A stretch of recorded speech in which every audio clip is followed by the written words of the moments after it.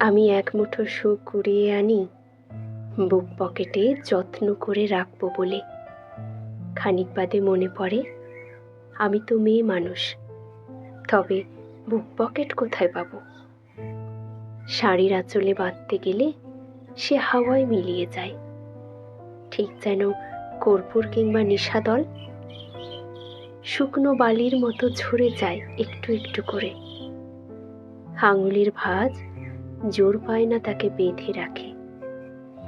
মুঠোই করে কি আর সুখ বেঁধে রাখা যায়? সুখ সে তো বর্ষার কদম,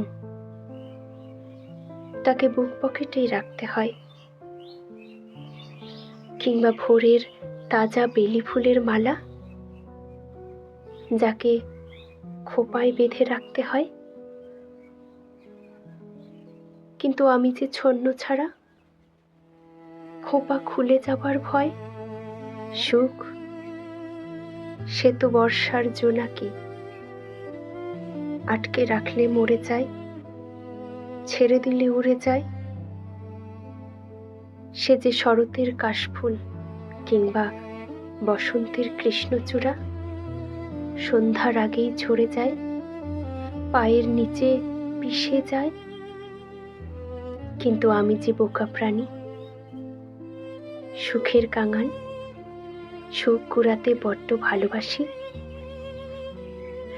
তাই রোজ নিয়ম করে শিউলি বকুলের মতো সুখ কুড়াই।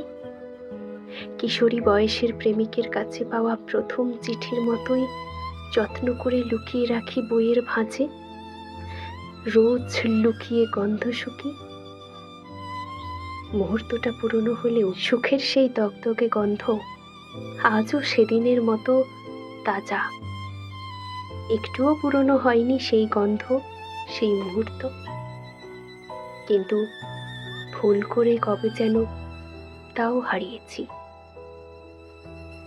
সুখ কুড়ানোর নেশায় আমি রোজ নিয়ম করে দুঃখ কুড়াই।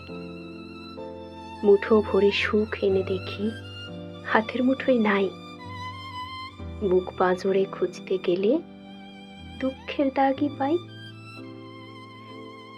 তাজা ঘায়ের রক্ত শুকালে আবার সুখের ছলে দুঃখ কুড়াতে যাই।